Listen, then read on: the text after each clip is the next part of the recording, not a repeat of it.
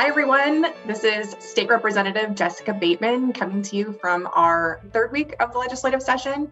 And I'm reporting to you on one of my priority bills for this 2022 legislative session, which is House Bill 1782, which lifts bans on modest home choices across Washington state. For many of you, I'm sure that you know that we're in a housing crisis.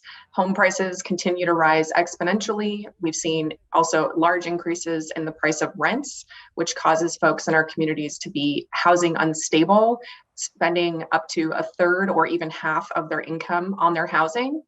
And in Washington state, one of the reasons why we're in a housing crisis is because we haven't been able to build enough housing to keep up with our population. So my bill, 1782, would lift bans on modest home choices throughout Washington.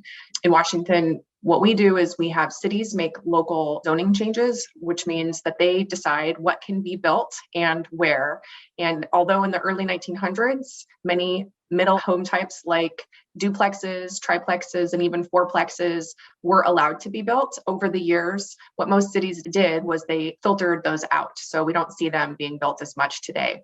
But if you go to the South Capitol neighborhood in the city of Olympia, you will see many older homes that were built in the 1900s that have fourplexes. So what this bill attempts to do is lift bans on those modest home types like duplexes, triplexes, and fourplexes, in the hopes that overall, from a system-wide perspective, we can hopefully add increased housing in a diffuse fashion across the state in a coordinated manner.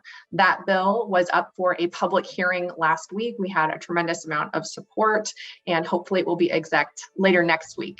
If you have any comments or questions about House Bill 1782, feel free to send me an email. You can contact me at jessica.bateman@leg.wa.gov.